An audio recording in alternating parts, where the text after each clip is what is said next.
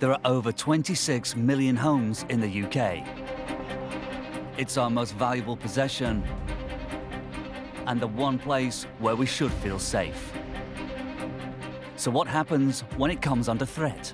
And it was a scene of utter devastation. It was just carnage.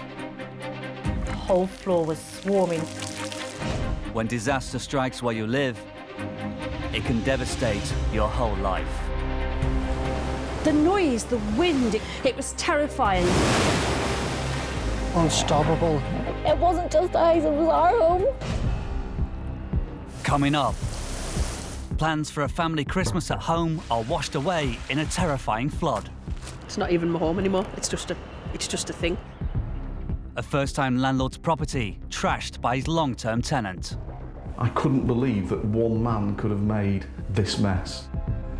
And a woman poisoned for 3 years by a botched boiler installation. You don't expect your home to nearly kill you, and that's what this one has done to us.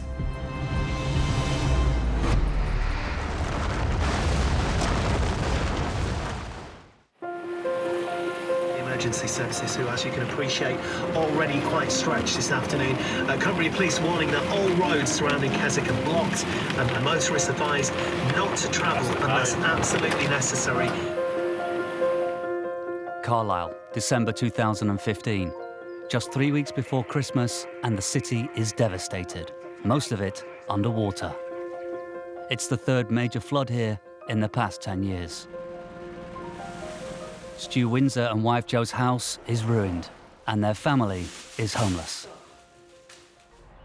We were sitting here almost laughing, saying, it's really not going to happen. It's not going to happen. We're going to end up having to just bring everything down tomorrow, wondering what on earth we were doing it all for.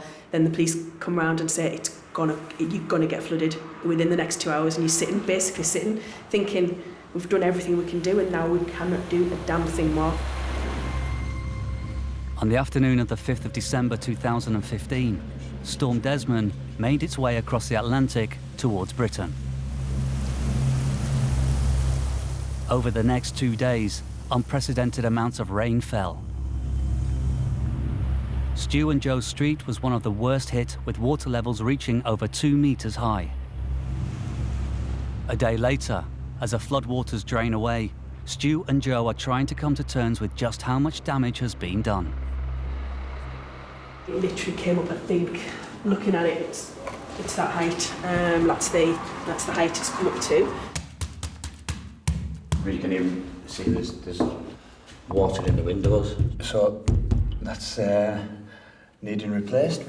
All right, no.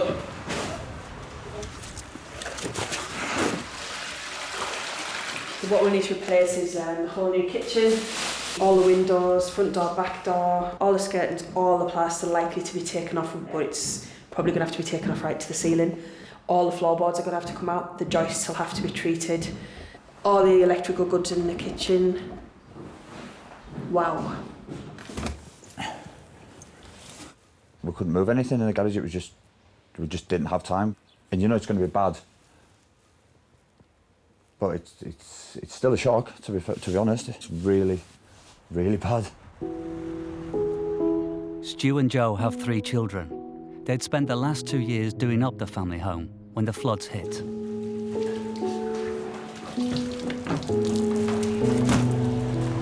Thought if we take everything out of the cupboards and put it on top, it would probably be okay.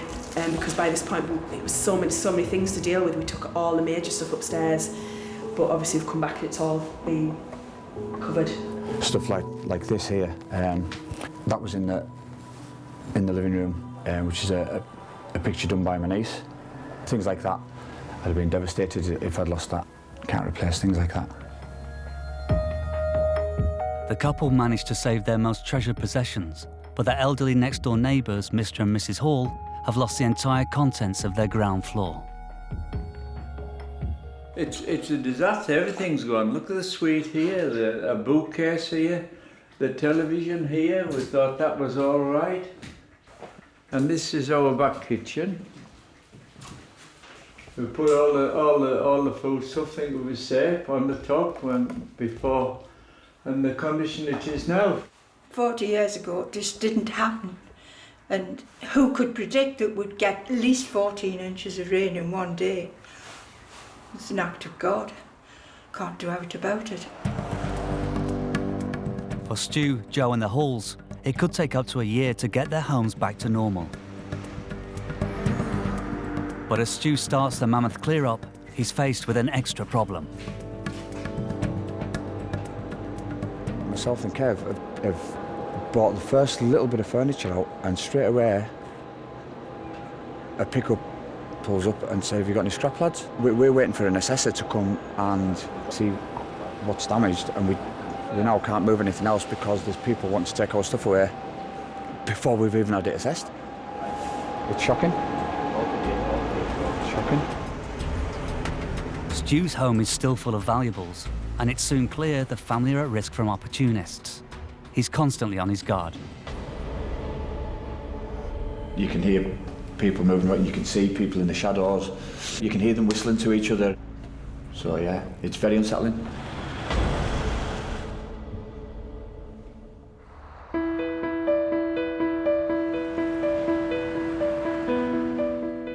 Jackie Hale and Ed Goldswain live in Hertfordshire with their 2 young sons, Ernie and George. But living here was never their plan. 4 years ago, when they decided to buy a home together and start a family, they set their hearts on living in Finchley, North London.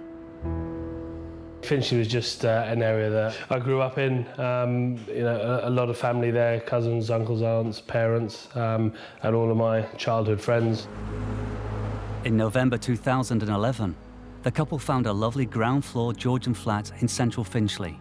They had big plans for the property. We moved in and immediately we renovated the bathroom, and shortly after that, in the new year, we started work on the kitchen. It had great potential. It was to become our family home. 6 months after moving in, the couple were delighted to be expecting their first baby. But with only 1 bedroom, Jackie and Ed decided to create more living space by extending down into the cellar. Essentially making it into our dream home, and the basement extension was kind of the last piece of the jigsaw to get 2 bedrooms and a bathroom down there. Our neighbour had done exactly the same thing with their basement, and we knew the potential. With space at a premium in London, converting a basement is fast becoming the most popular way to extend living areas. After the planning permission was in place, Jackie started her search for suitable builders, but she wasn't taking any chances. I decided to go through the Federation of Master Builders. I'd heard that you could do a search there and they were all accredited. So I put a sort of job spec on their website, and then a number of people came back. They got quotes from 6 accredited builders, and after checking references, picked one who ticked all the boxes. In September 2012, the excavation of their basement began. The builder was coming in every day with his team, and it looked great. It was an enormous space, and so we were really pleased with how things were progressing. 2 months into the project, the building regulations inspector was also satisfied with how the basement was taking shape. We had Barnet Council round to give their sign-off on the project at that stage of the project. The engineer went downstairs, had a look around, and said everything was fine. But then 2 days later, everything started to go wrong. Around 12 o'clock, we had a knock on our door, and it was the neighbours who were living upstairs who had come down to say that these large cracks were appearing. And before our eyes, the cracks were started at maybe 1 centimetre, literally growing and growing to about 10 centimetres. And they'd started in our flat as well. We could see daylight through there. The bricks were falling from the outside of the property. It was actually as if the semi had split in half.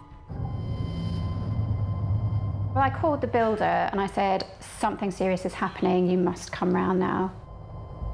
It looked like running around like a headless chicken, didn't know what to do, looked absolutely panicked. all Jackie and Ed could do was watch in horror until the emergency services arrived. We left the house with Jack's handbag and my laptop. Just kept thinking, I wonder when we'll be able to go back in and get our stuff. At 4 o'clock the next morning, the supporting wall of the couple's home collapsed outwards onto the house next door. At that point, I went into shock. I think it just suddenly started sinking in. It was actually quite serious. For 8 months pregnant Jackie and her partner Ed, their nightmare was just beginning. Crying ourselves to sleep every night for that first week or two, just not knowing what was going to happen to us.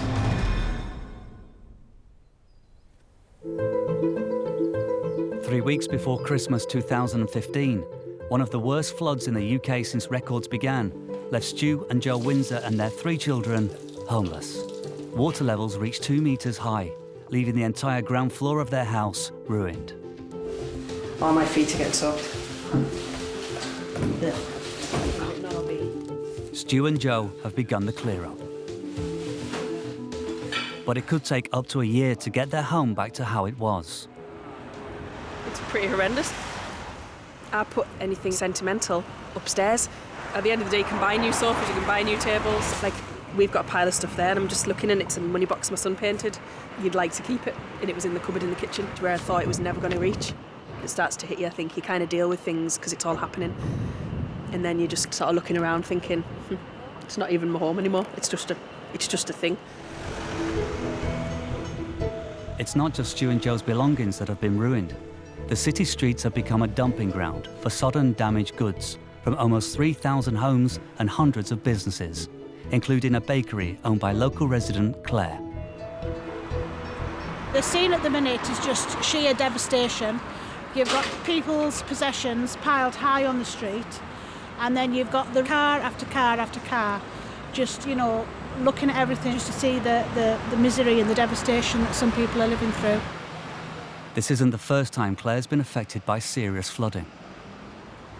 And last time we were flooded, you know, the day we came out of the houses, my husband had to come back because there was reports of looting in the back of the houses, and, you know, it's just people making money out of other people's misery, really, isn't it? Only 24 hours after the floods have receded, Stu spots someone taking things out of a skip near his house. He's taking stuff out of the skip, cans of lager. He's helping himself to whatever's came out of the shop. Obviously it's all ruined, flood damage, but it obviously doesn't bother him.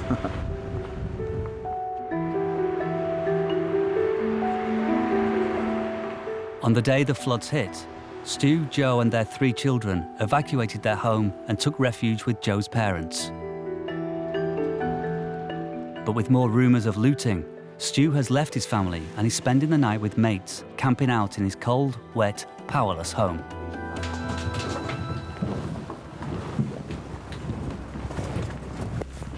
The flood isn't even the major problem. It's, to me, the water's gone, you can deal with that. It's the fact that you're going to have people trying to burgle you. Burgle you when you're at your lowest ebb. It's unbelievable. Outside the house, Stu spots a van. Hey mate, are you lost? Huh? Are you lost? Nah mate, I've just got a hotel up here. Right, okay. What hotel is it? I don't know mate, it's like about 3 minutes away. Are you up here working? Yeah mate, yeah, just come from Glasgow. It seems quite strange that somebody with an Ipswich van has just said he's came from Glasgow to work. He doesn't seem to know what hotel he's booked in. The way things are at the moment, it looks like we're going to have to be out every hour because there seems to be a heck of a lot of vans. A lot of vans out.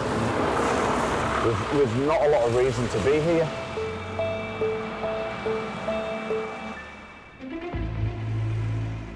Four days since the floods first hit, Stu is on guard around the clock to stop the family losing more than they already have.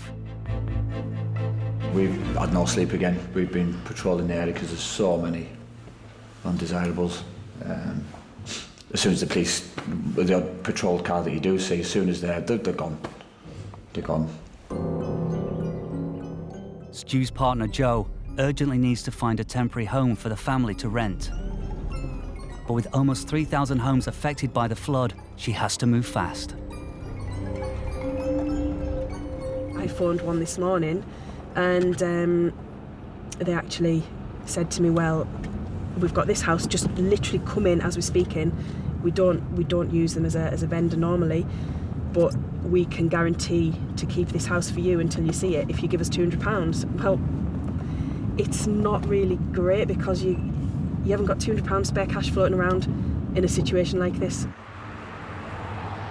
Jo is keeping everything crossed that this will be the temporary home the family need and that they can have a normal Christmas all together. Across town, having spent 2 days away from his children, Stu is getting a visit from his baby daughter. You got a kiss for Dad? Yeah. Where's everything gone? Is everything gone? With the house cleared, Stu is starting to think about the next phase of repairs. So we've had word off the builder. They're coming in to have a look at it tomorrow and to build with trust. We know really well. He's done work for us before on the house. Currently Joe's dad's just in the kitchen measuring up. Just a matter of time. It's like a project now, you know. Jo returns from visiting the rental house with some news. The house is sorted. They've agreed the 12-month for definite, the 6-month with the 12-month breaking that clause thingy. I'm going to sign now, going to sign the details. We can move in on Wednesday. No, but honestly, it's all sorted. The family could be in a temporary home for Christmas. Brilliant. But less than an hour later, Jo gets a call from the estate agent. It was all sorted and now the landlord can't get insurance as a landlord.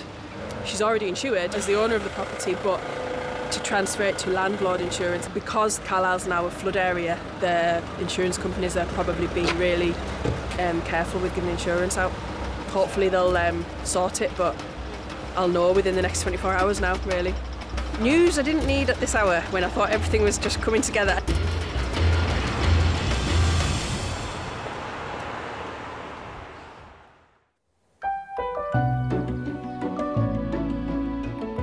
Sue Westwood Rutledge lives in a 4-bedroom detached house in Sale, Manchester. When she moved in, it was her perfect home. No, not 3. Put those back. That's it. Little did she know, her family home contained an invisible threat that would make her life a nightmare. You don't expect your home to nearly kill you, and that's what this one has done to us. Sue, her 5-year-old son Josh, and her now ex-husband moved into their new home in 2003. It was a lovely move for us because we wanted somewhere bigger. It was a good start for us, new school, new house. It was just a happy time for us all, really. When I moved into this house, I set up a new business. And within the first 12 months, I won Best New Business in the Trafford Borough. With her new home and new business, Sue couldn't have been happier. But over the next 12 months, she kept getting sick, each time with the same symptoms.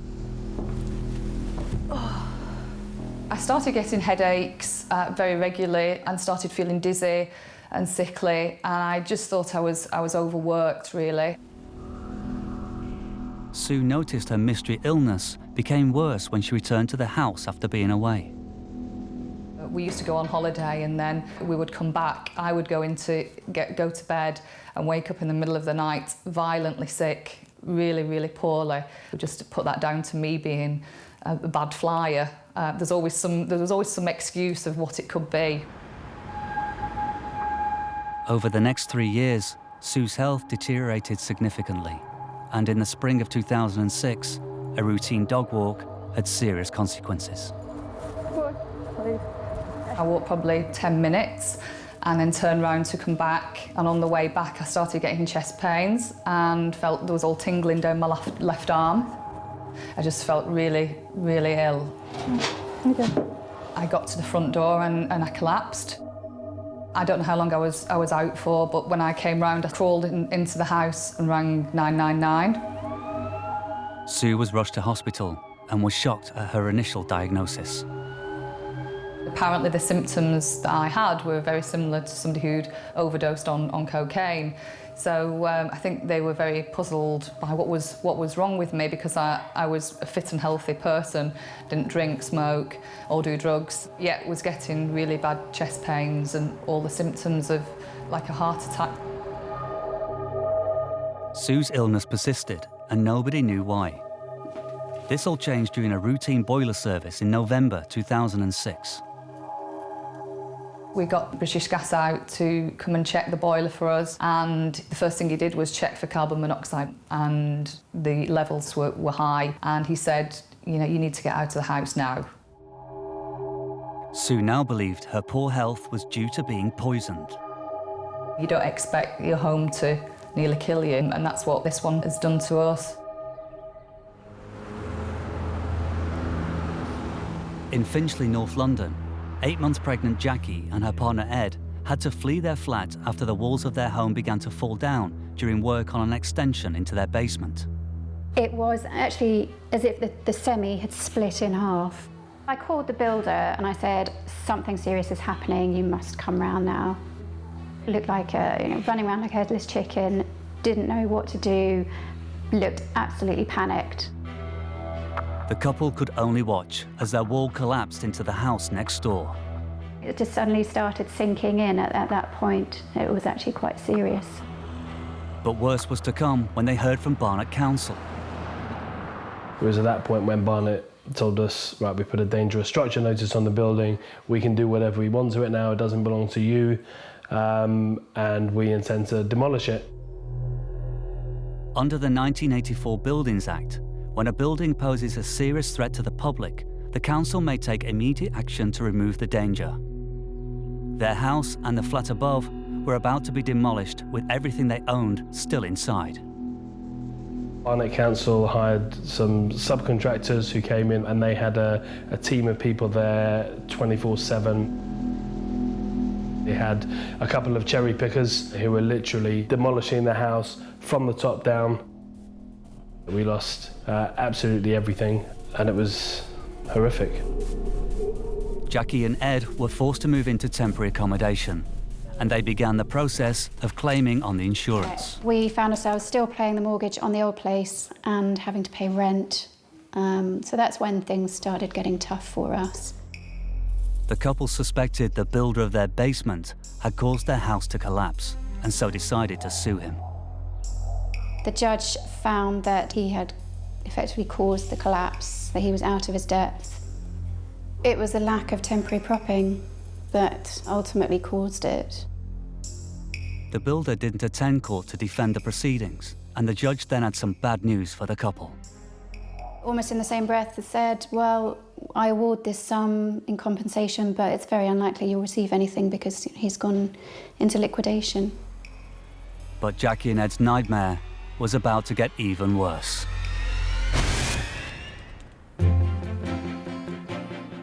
Over 4 million homes in the UK are owned by private landlords, and with tenants paying more than £5.5 billion a year in rent, it's big business.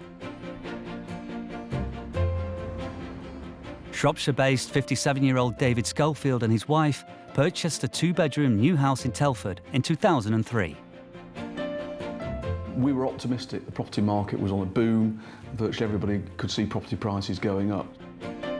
The couple hoped that renting the house out would give them some financial security. There was every expectation that we were going to get good tenants coming in, and we'd made this investment and we were going to enjoy the returns in the years to come.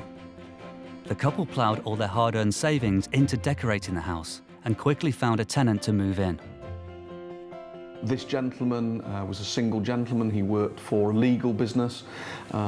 His credit checks all checked out, no problem at all. In fact, to be quite honest, he was an ideal tenant. And for 12 years, there were no problems. He never missed paying his rent. He was not a demanding tenant. He was never on the phone to me. And I never really had any issues with him. But then in August 2014, things changed. By law, landlords must do annual gas and electricity safety checks. The blinds were all closed, the curtains were closed in the back, we couldn't see into the house, and even looking through the letterbox, It wasn't really clear what was inside. For weeks, David tried unsuccessfully to contact his tenant. When I eventually got in touch with him, he was very reluctant to let anybody coming into the house, saying that he hadn't kept it as tidy as he'd like it to be. Unconcerned, David agreed to give the tenant 6 weeks to tidy up. Because I'd had such a long relationship with this guy, I left him to it. But the 6 weeks deadline came and went. Alarm bells ringing, David decided to gain access through Section 11 of the Landlord and Tenant Act, which allowed him, after giving 24 hours written notice, to enter the property for the purpose of viewing its condition and state of repair. You can imagine my surprise and horror when I eventually got in through the front door. There was that much rubbish piled, I could hardly open the door.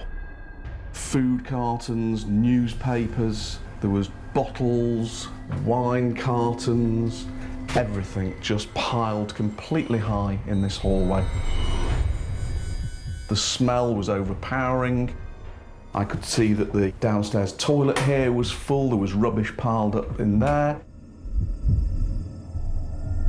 The hob was absolutely thick with black grease. And then I came into the lounge. The rubbish was piled all up the side here. I hate to say it, there was vomit all the way down the wall here, there was food stains everywhere. There was just such a magnitude of filth and rubbish and dirt. It was my worst nightmare. How on earth could anybody be living like this?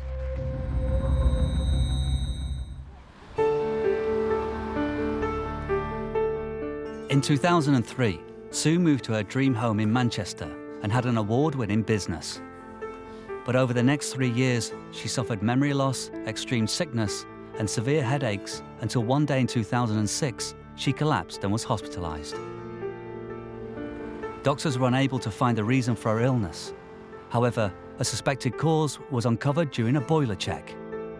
Carbon monoxide was leaking into the house. The windows were always open, so that was the only reason why we didn't die. Sue is just one of over 200 people to go to hospital every year with suspected carbon monoxide poisoning. The boiler was condemned. An investigation discovered the wrong equipment had been fitted and a section of the flue pipe was missing. She had to evacuate the house immediately. So the gas was coming from the boiler here, and it was coming into my office, which is here. So you can see the distance, it's not very far. So I was being poisoned during the day. I would then come up to bed at night, and I was being poisoned all through the night as well. So this is the master bedroom. So this is where the flue was. So it came up from the boiler cupboard, and the flues were underneath this panel here. 2 pipes ran up, and then there was a gap where the pipe then should have been connected, and it wasn't, and then the other flue ran out to the side of the house. So the carbon monoxide was coming up from the boiler and literally just filling the room, and that was day and night for 3 years. With the carbon monoxide leak found, medics were able to start testing for the effects of a possible 3 years' worth of poisoning. I started to see neuropsychologists, neurologists. I've had several brain scans, and I had the Kendrick test, which is for Alzheimer's.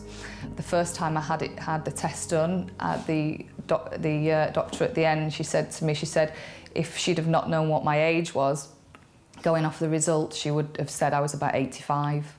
The results, you know, it was shocking how bad my memory was. Sue's memory loss was so severe, she was forced to close her business. The construction company had to go because I could no longer work out the figures and do the calculations for my job. If I look at a spreadsheet or anything with lots of text on, it doesn't actually go in. I can look at it and I know what it says, but if I go back to it within a second, I can't remember what I've just read. In the midst of all her problems, Sue gave birth to a daughter at the end of November 2007. What would you like to drink? To her horror, even the care of her child was affected. I took my daughter out in the pram. She was 18 months old and I left her on the field. I was walking with the dog, she got out of the pram and I carried on walking, and it was about 100 metres before I realised she wasn't in the pram. And I just totally forgot that she was with me, so I had to run back to her and she was really upset. So that was a scary moment for me. What do you think? Do you want to read those out for me, because I'm struggling on that. Sue's life changed completely. Even everyday tasks were a problem. With the lambs? I lost the ability to read. Yeah. So every sentence that I write, I mix letters up now. I never used to do that before, so I have to literally correct every sentence that I ever write or type. I couldn't remember how to drive my car, which was a major problem. I would sit here and I would look at my car key and think, what do I do with that? I didn't know what it was for. I could sit here for 15 minutes and then all of a sudden it would just dawn on me, oh, it's to start the car. It was really bizarre. In 2010, after 7 years of illness, Sue hit rock bottom. I ended up with clinical depression. I was very poorly and I used to walk the dogs every day, and there's a motorway bridge near my house and I would stand and look over the bridge every day and just think, I've had enough now. I wanted to go. I'd had enough. That was a bad time. Sue fought through her depression and continued with life as best she could. Legal proceedings were taken against the builders who had installed the boiler. In 2013, they admitted liability for negligence, but not her illness. Sue was angry that even though doctors believed her problems were linked to the carbon monoxide leak, it couldn't be proven in court. Being poisoned with carbon monoxide for 3 years has to do major damage, and it has done to me. So for them not to admit that all the problems that I've had are directly connected to the carbon monoxide poisoning, I think is it's really bad that they haven't admitted they've admitted the liability, but not my issues that I've got. So yeah, that was annoying, really. After taking legal advice, Sue accepted a 5-figure sum, and although her life has been changed forever, she has managed to set up a new business. That's good. Hold in there. All the visual part of my brain hadn't been damaged, so that I retrained as a photographer. Gorgeous. I can look at images, I can work on images and not have any problems with that. It's just actual text, words, numbers, which causes the problems. Okay, just one sec. Sue believes she's still suffering effects of the carbon monoxide leak. So just checking the names now before we get going again.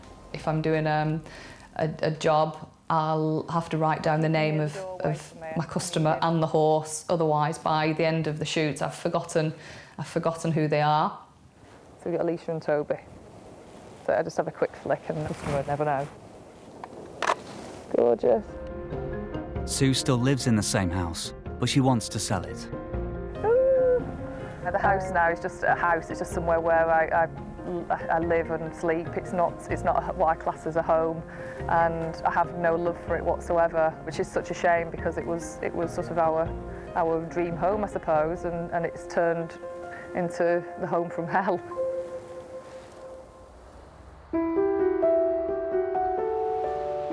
On the 5th of December 2015, Stu and Joe in Carlisle were amongst the hardest hit by floods caused by Storm Desmond.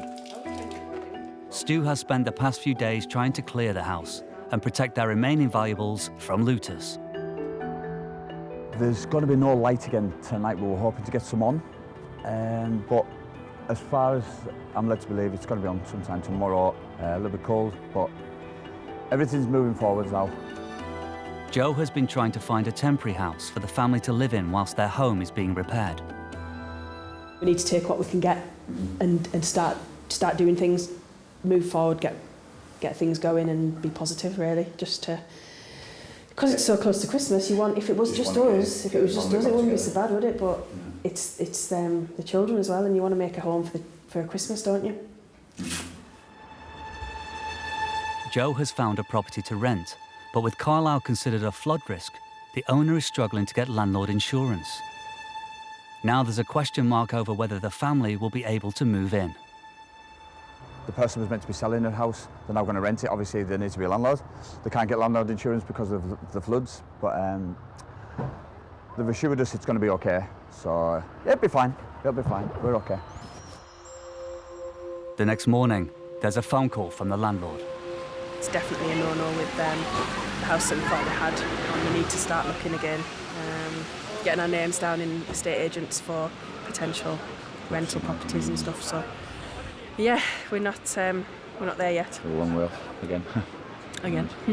The last few days, I just feel like I've spent so much time on the telephone to different people, trying to remember who's doing what I need to do, thinking you've got somewhere, then you're kind of stepping back again because it's all fallen through, and then just kind of having to pick yourself up and start again and just keep working on really through it all. The only option for Joe and Stu is to move the family in with Joe's parents. We're just going to lock up for now, head off, and then we'll just spend the day going backwards and forwards, ferrying all the rest of our content. This will be our home again. Future, nobody knows what's going to happen in the future with them, whether more flood defences will be built and whether they'll hold again. Can't even think of that. It's not even possible to think about it at the moment. Kind of thinking of one day at a time, really.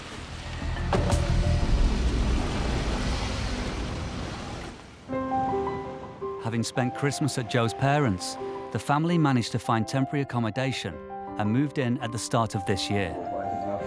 They'll be here for at least 6 months while the home they love is being repaired.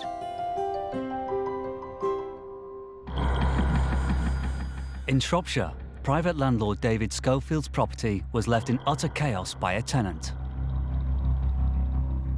I couldn't believe that one man could have made this mess. It was my worst nightmare. The tenant had already moved out, so David was left with a mammoth task of cleaning up. I found 3 firms who came out and viewed the property and gave me quotes to do the jobs. The costs to put right the damage and put the house back into a fit state for a new tenant to come and live in well exceeded £5,000, which was money that I just didn't have to hand. David and his wife had no choice but to start the clear up themselves. The first weekend, my wife and I came in here with our car and a trailer and literally bagged up as much as we could do in terms of the clothes and the rubbish that was lying around, and filled the trailer up, took it to the tip on at least half a dozen occasions. But David and his wife barely made a dent on the clear up, so they made the costly decision to call in the professionals.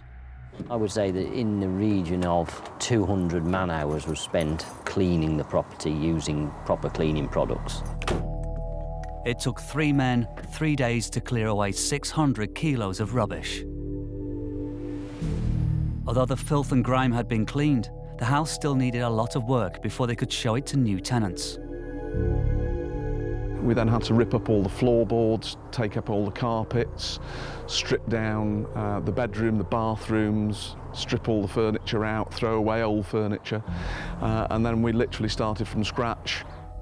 6 weeks later, and almost £6,000 poorer, David had the flat ready to rent out and has since found a new tenant.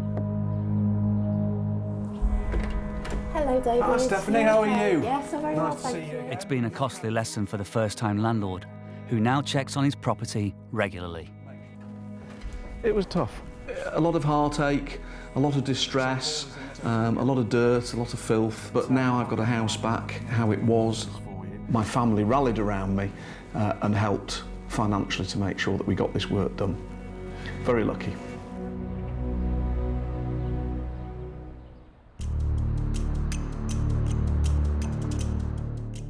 Eight-month pregnant Jackie and her partner Ed decided to have a basement extension in their ground floor flat.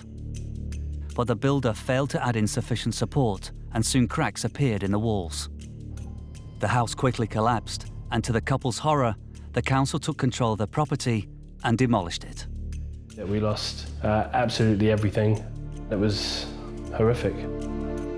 The courts found the builder responsible, and he was also struck off by the Federation of Master Builders.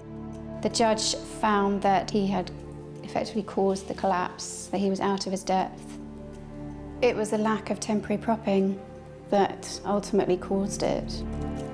But because the builder's company had gone into liquidation, Jackie and Ed had no chance of getting compensation from him.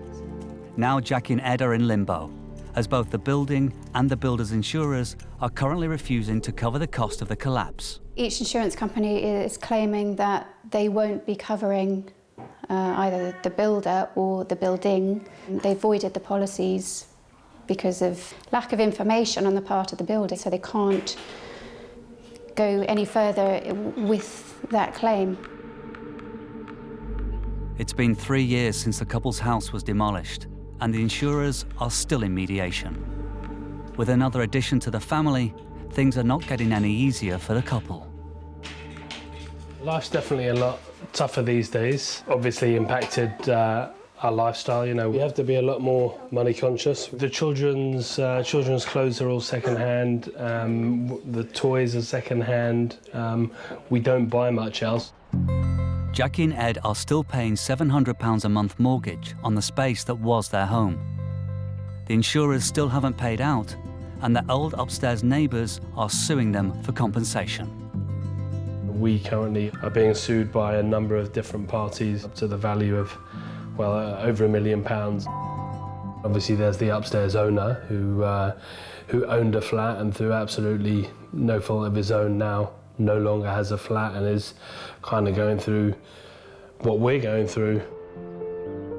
It is the worst thing that's ever happened to us and a very bad memory. I honestly don't know what's going to happen. We're hoping and expecting the insurance companies to pay, but if they don't, then there's a real likelihood of us being made bankrupt. It's a very real possibility that we would lose this house, as well as the house that we lost 3 years ago. If I'm honest, you know, for me, the major feeling has just been injustice. We did absolutely everything by the book, and yet your life is taken away from you by, I mean, a cowboy builder is too light of a phrase to use, and then all of these insurers and the bodies that are there for these kind of events all back away. And as I say, it's been 3 years and we're still fighting. It shouldn't be like that.